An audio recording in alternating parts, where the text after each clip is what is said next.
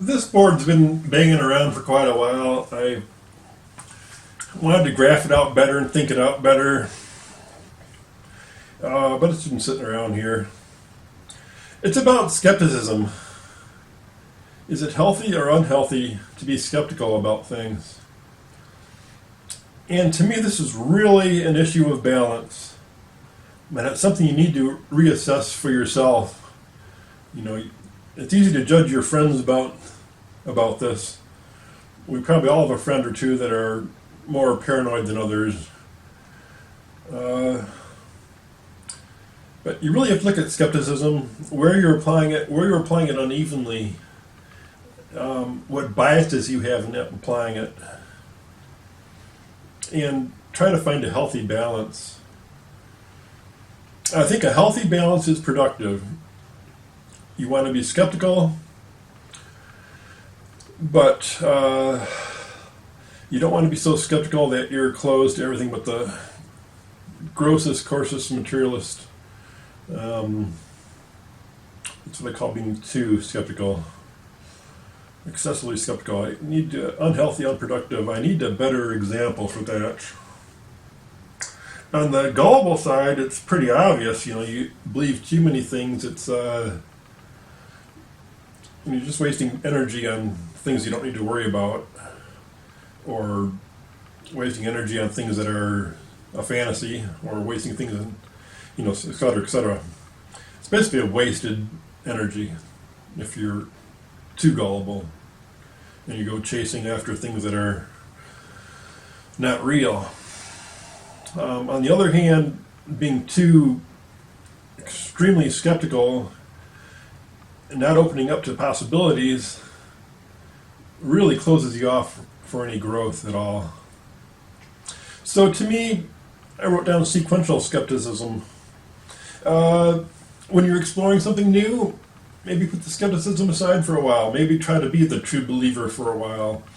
Try to get into the argot of the group, what they're saying, how they say it. Try to really put yourself into place of what the speaker is saying, or writer is saying, author is saying.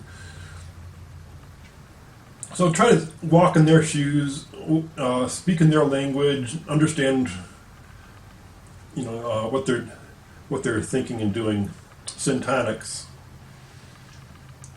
is the word kind of for that.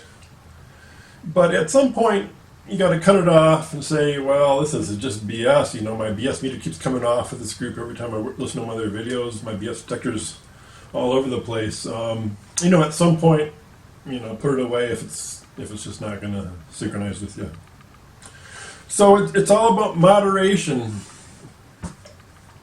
Not being too skeptical, not being too critical, but not being, wildly or in a biased way too skeptical, or too open to, part of the genesis of this whole thought was I've got a few friends who are really into the paranoia.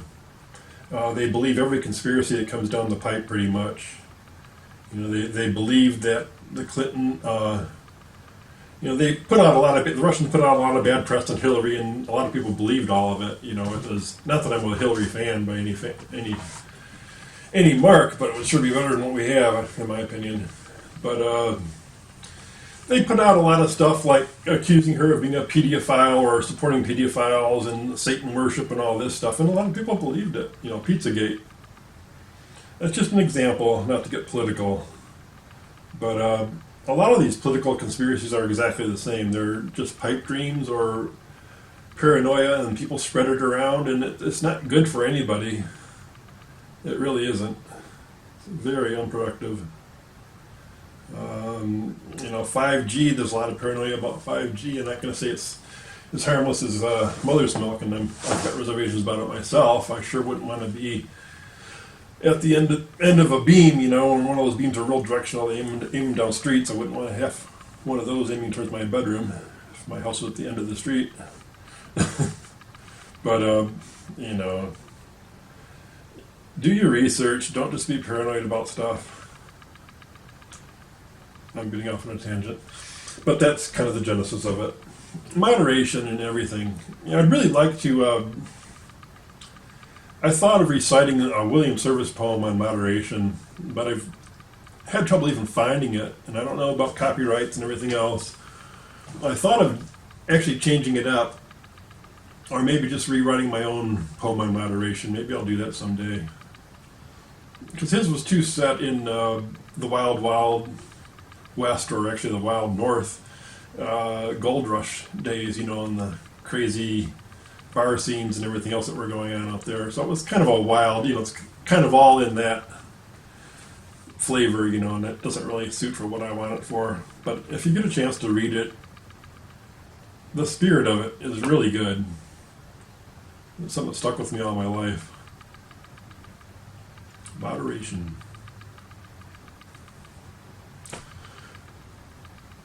Observations, thoughts, always welcome. Oh, by the way, if you're a watcher of my videos, it really helps me if you click on the little squares that come up at the end and watch another video. It really helps me if you watch the whole video. It hurts me if you only watch a little bit of a video. It hurts me, well, it doesn't help me if no one gets to the end screen. I need 50% of people to get to an end screen before they'll ever promote me at all on YouTube, the way the new system works. So I appreciate your views, I appreciate your full views, I appreciate you clicking the little end screen items, because that's another thing they look at, as if I'm keeping people on my channel. And if you really want to abandon one of my videos, please do me a favor and just park it in a different window and let it play and turn the volume down. Open a new window for YouTube and watch, if you're going to watch something else. I don't know. It really would help me to get a little bit of promotion out of YouTube. And that's the way to do it. I have to have 50% people holding on to the whole video, and I have to have a few on-screen clicks, or they're just not going to show my videos to anybody. Thanks.